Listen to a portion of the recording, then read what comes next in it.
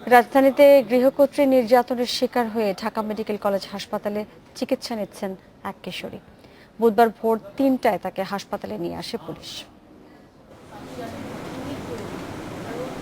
টাকা চুরির অভিযোগে হাতুড়ি দিয়ে আঘাত করে মোর্শেদের হাতের আঙুল ও পায়ের পাতা ভেঙে দিয়েছে গৃহকর্ত্রী নাসরিন সুলতানা। ন্যাশনাল হার্ট ফাউন্ডেশনের আয়া নাসরিন সুলতানা প্রায় প্রতিদিনই তাকে মারধর করত বলে জানায় মোর্শেদা। সর্বশেষ মঙ্গলবার তাকে বেঁধে রেখে নির্যাতন করে। পরে মিরপুরের বাসা থেকে পালিয়ে আসে মোর্শেদা। কপালের কাটাগুলো কি দিয়ে?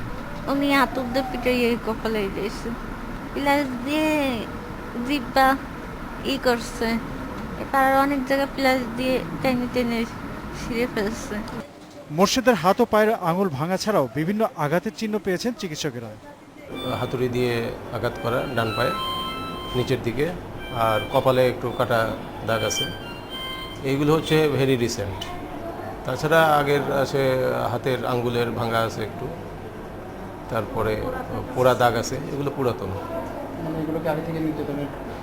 হ্যাঁ, নির্যাতনের আলামত এগুলো। এদিকে গৃহকর্ত্রী নাসরিনকে আটক করেছে পুলিশ। গোপালগঞ্জের নির্যাতিত মোর্শেদের অভিভাবকের খোঁজ করা হচ্ছে বলেও জানায় তারা। অভিভাবক যদি না পাওয়া যায় বা তারা যদি আগ্রহী না হয়, সেক্ষেত্রে পুলিশ বাদী হয়ে মামলা করতে পারে।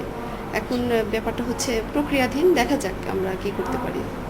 মোর্শেদাকে চিকিৎসা সহ সব ধরনের আইনি সহযোগিতা করা হবে বলে জানিয়েছেন ওয়ান স্টপ ক্রাইসিস সেন্টারের চিকিৎসকেরা। Khalid Arafat, independent news, Dhaka.